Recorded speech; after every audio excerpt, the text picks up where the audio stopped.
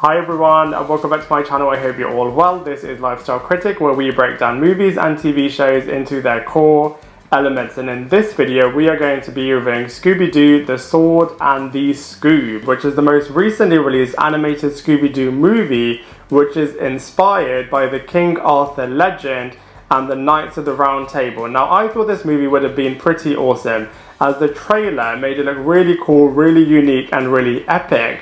But unfortunately, the final product was a bit of a letdown and was a lot more comedy based than horror based, and the final reveal was really predictable as well, which was really disappointing, and I'm going to be breaking all of that down for you in this movie review. So from a storyline point of view, the gang find out that Shaggy's ancestry dates back to the time of Camelot. So the gang head over to the United Kingdom, where they get transported back in time to the time of King Arthur. Over there, Shaggy is able to pull out the Sword of Excalibur, which then leads to a chain of events which has him being captured by sorceress Morgan Le Fay. The rest of the gang then have to try to rescue Shaggy in life or death type scenarios in a bit of a dungeon, and also try and work out what's really going on in being transported back in time. Now this really should have been epic, it really should have been amazing, but unfortunately it was just really flat and really didn't live up to expectations.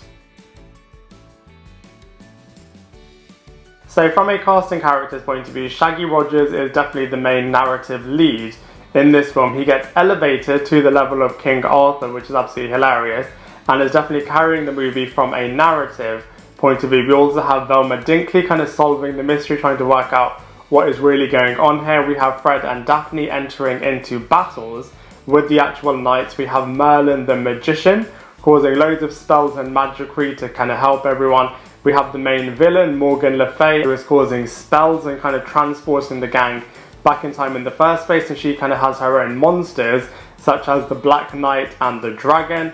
And we also have King Arthur himself, voiced by Jason Isaacs, who most recently played the Dick Dastardly character in the Scoob cinematic movie, and in this film he is playing the King Arthur character, who is a bit of a douchey character in this interpretation. So from a casting character's point of view, whilst the cast are pretty awesome, they just really could have pushed them so much more to make them even better.